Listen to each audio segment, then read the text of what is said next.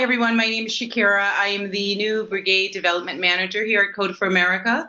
I was able to touch base with a few of you guys, so it's nice to see a few on the call and on video. I'm here to actually help you guys through the fundraising process. As Code for America is transitioning over to having you do more and more fundraising, I'm here to be your resource for whatever you need in terms of any questions you have, from individual to institutional giving. I'm more than happy to jump on a call. You can Slack me, you can email me. I actually have sent that message through Slack, but I'm happy to email it. If some people are not on Slack, I can give you my contact information. But hopefully I can be the resource that you need. I will work hard to make sure that you get some dollars in the door. Great. Yeah, so I know we've been talking about Shakira a lot. We've been telling you guys she's going to be the person to help you with all this stuff, so now you have a face to a name. Great. All right, and Shakira is going to be jumping into this presentation pretty quickly, but I'm going to share my screen and talk through a little bit of the pre-fundraising work. So if you guys want to let me know when you can see my screen. And maybe just either Shakira or Monique give me like the verbal, we gotcha. We gotcha. Cool. And it looks like my computer is loading a little bit slow. All right. Perfect. So we're here to talk about fundraising for your brigade in 2016. And we want you to feel like this cloud after you leave this workshop. So we're really hoping to leave you with a lot of tactics, a lot of kind of information that you can kind of put right to use when you leave this workshop. You'll feel kind of like an aha moment. So we're going to talk through budgeting, donations versus sponsorships, just kind of clearing up what that means, some tips for getting started, and then hoping to have a conversation around what's worked for everyone on the call. If you've done some local fundraising, either for your brigade or for something else. What have been some strategies and tactics that have worked really well for you? Because I think that sharing those best practices is sometimes the most useful. So quick note on budgeting. Basically, we wanted to say that before you start going out to fundraise, you're really going to want to know what money you need in the door. And so the way that you can do that is by making a budget of how much it costs to run your brigade for the year. So most of your costs are probably going to be related to food or drinks, especially if you're a volunteer brigade or a brigade with volunteers. There's also kind of that affiliate model that we were talking about at Summit. So for affiliates, there's going to probably be a lot of additional costs. But if you're running a hack night and doing work with volunteers all on a volunteer basis, most of your money comes from organizing events. So that's food, that's swag maybe for events, space and AV if you don't get that donated, and then marketing and promotion. And to kind of help you think through what those costs would be on like event by event basis, so you can get a sense of how it all breaks down and then kind of come to a final number. We put together the template strategic plan for the year that has a really helpful spreadsheet in it around calculating out projects and events. So that's linked in here. It's also shared on the Brigade organizing page. And so we'll send out these slides. If they're not already in the forum, we'll update the forum with the slides, and you guys can check that out. If you're an affiliate, you probably have the affiliate local business plan, which is something similar or has a similar spreadsheet in it to help you kind of calculate out costs. So the big takeaway is just what money do you need to run for the year? What are the operational costs that you have? And once you know that number, you'll be able to start thinking, okay, here's what we need to fundraise for like Q1, or here's what we need for the first half of the year.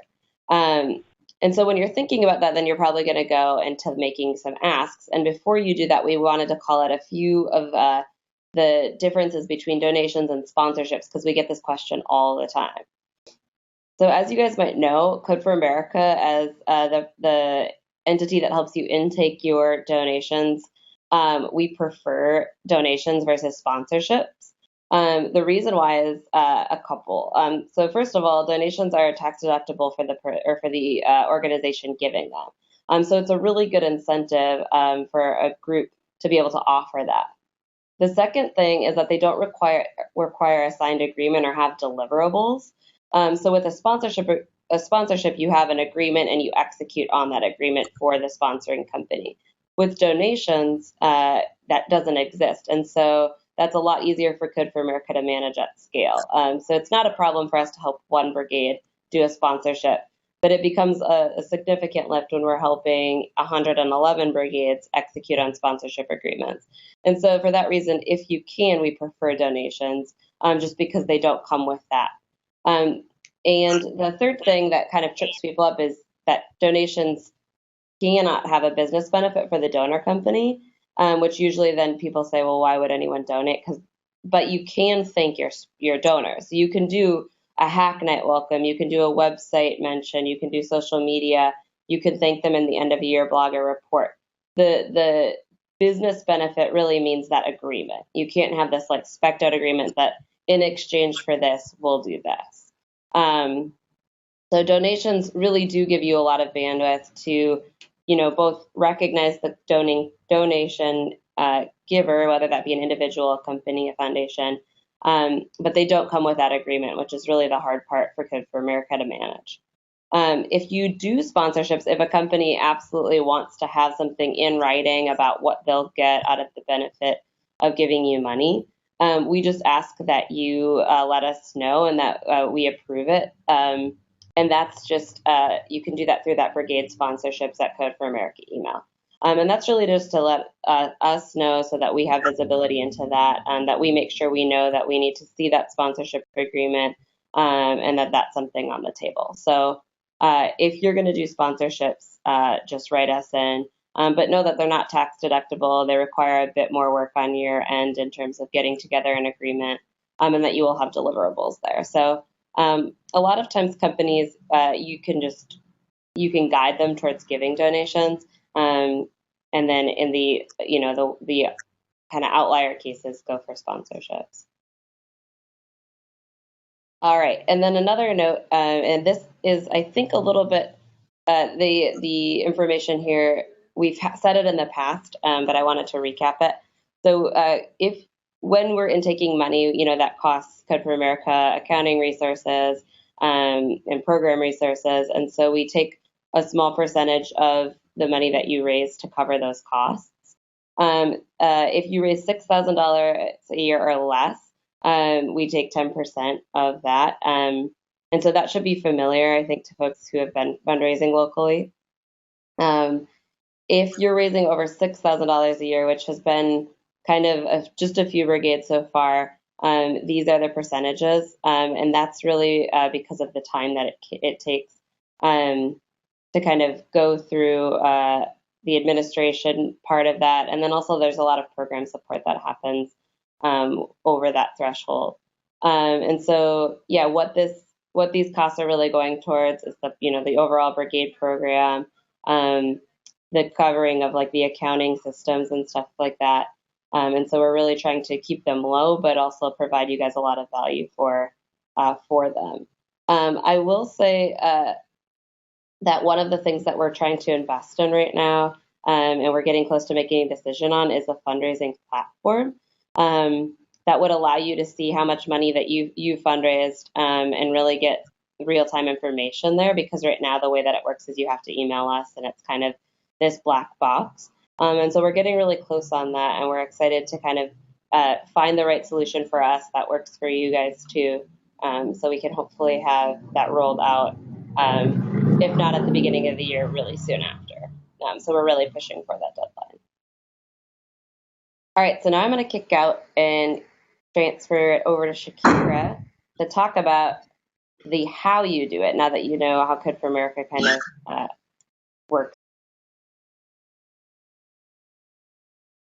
Alrighty, we're going to go through, we chose about 3 ways, just 3 low-hanging fruit ways for you to start the fundraising process.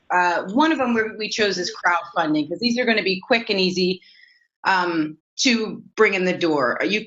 This is for individual giving. Now, all your fundraising doesn't necessarily have to be from institutional giving, and institutional giving is defined by corporate and foundations. They're entities, they're institutional giving. So they don't, it's not required that you have all the money from there. So you don't have to always go to a corporation. You don't always have to go to a foundation to seek funding. Those are helpful, but the other alternative is individual giving. So out of the individual giving, there runs a gamut of different, and I actually outlined a lot of this in the fundraising handbook. But the crowdfunding way may be an easy way to bring dollars in the door and quickly. A good place for you to start for the new year. And mostly with crowdfunding, it really revolves around storytelling. So this gives you an opportunity to create a campaign, an individual giving campaign. You can tell a story about why exactly you're doing the work that you're doing. Why is your brigade important in the community? What are some of the works? What are your accomplishments? Highlighting that. So really crowdfunding and any type of individual giving is going to surround storytelling. So if you have a theme for your campaign, you can do something like kicking off 2016. If you don't want to do it in the beginning of the year, you can actually do a summer kickoff or a fall kickoff. However, just be creative about your themes. And you don't have to actually even do a theme, but just be creative on how you're going to tell your story and how this ties into the overall work, because that's really going to be important for individuals. Yes, statistics matter, but usually entities like institutional giving, institutions and entities care more about that. Individuals care about what is the benefit, what's the value add that you have to the community that they live in, that they work in, that they raise families in. And if you're technically a part of that community, these are your neighbors that you're involving in your work and wanting to support your work. So that's why storytelling is so crucial to making sure that you let people know why you're doing the work and why it's important. An example that we gave is make a list of 50 people to ask for $50. Right there you have $2,500. So depending on what your budget is, that's what you're going to ask for your funding. So so when Hannah said to do your budget, it's crucial that you start there, because then you'll know how much to fundraise for. So once you see what your expenses will be for the year, then you go back to your revenue and then start saying, okay, these are the revenue streams that I think that I can, based on where I live, based on what the funding landscape is for my area, this is where it's going to be the easiest. Really try to go for the path of least resistance. This is not, it seems overwhelming right now, but it really is something that's attainable to do at a low dollar amount. One of the great examples, just from my past experience, I enjoy going to iob.org. It's like an Indigo Kickstarter platform. But I advise you to go there because they do local grassroots neighborhood-based projects, and they develop campaigns, and it gives you an idea of how people speak to the work that they're doing, what that looks like in their communities. And I know Indigo and Kickstarter are great, but they're usually for large projects, whereas this IOB, I enjoy reading the smaller projects because they're neighborhood-based. So it can be anywhere from raising funds for someone to get a lawnmower to take care of the community gardens, to a larger community-based project. But that should give you an idea of how they actually do storytelling. So we're going to move on from there. The next one is in-kind donations. Now, as I've been speaking to some of the brigades, I'm realizing that the majority of your expenses seem like it comes from food and beverages for your hack nights, supplying that sort of stuff. Well, you can actually get that without having to pay for it by going to your local businesses. So, for instance, items to request for food, go to your supermarkets, go to your pizza parlors, go to your local restaurants.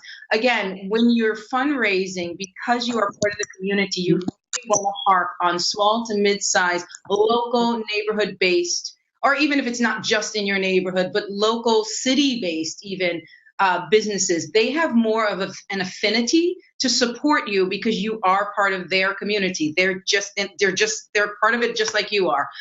So you'll get a quicker yes. Same with beverages, your local breweries, your wine shops, again, your supermarkets, if you're not doing alcoholic beverages. Back to your supermarkets, you can ask for cases of sodas or juices or water. Coffee shops, so forth and so on. Same thing for space. for your hack night. Maybe you're doing it ad hoc right now, but if you go to companies or corporations, co-working spaces in your neighborhood that have really unused space, that they close the doors after a certain time, they'd be more than willing to give you an office or their conference room or wherever the space is that's empty. Oops, sorry. The slide kind of goes off the thing. I thought if I scroll down, okay. Again, another in-kind donation is your equipment for your hack night. I'm not sure what you actually use, but make an assessment, figure out what you use and what you're going to need going forward. Whether it's computers, and look for places in your neighborhood that actually have either used or refurbished computers or new computers or loaner computers. I know, for instance, out here, our libraries loan computers if you're in a crunch. So, I mean, really get creative about where you're looking. It's really, the onus is going to be on you to really do this research in your community. I added TechSoup.org. It's a great resource for donated or discounted items. I'm sure we'll figure out how to condense that so you can actually see the bottom line. Go to TechSoup.org. They actually talk about all technology-based donations for software, hardware, and so on.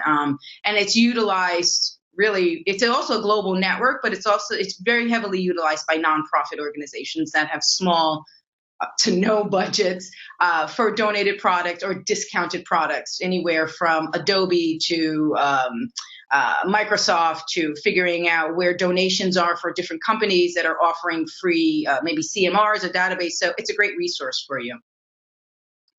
The next slide we're going to is your corporate donations. Now, Hannah touched on this, about the difference between a donation and sponsorship. So I'm going to dive deeper into the donation part. Many of the companies, again, and this is small to medium-sized businesses also, and larger businesses, they have a line item in their budget for charitable giving. And they already know when they start their fiscal years, and usually it's calendar years, January to December, what they're going to budget for charitable giving. That's what or philanthropic giving. So those words are interchangeable. So I would, again, focus on your neighborhood businesses because they are your community. There are things like local banks, community-based banks. You can go to Wells Fargo, but you probably can go right down the street to a community bank or a local bank that doesn't have a national presence, but has a neighborhood presence, or maybe a state presence or a regional presence, that they're not a big, a larger entity. They have a marketing PR department. As well as telecom companies. Your local, maybe, I don't know what telecom you have in your area, but maybe T-Mobile or Verizon, or those small little entities or franchises also have line item budgets that they can give out. They're not going to be hefty, but they're probably going to be enough for the amount that you want to fundraise for. And all of those asks are in from their marketing or PR department of the corporation. So, and usually, to be honest with you, if you do the research and go to some of these websites, make a list of targeted companies in your neighborhood or your area, in your state or in your region, your whatever. And once you get those targets, go online. Many of their websites are very comprehensive. You could just do a Google and say, XYZ company charitable giving or philanthropic giving. Usually if you pull up charitable giving, that really pops up. And then there is a section on their site that says, this is what we do.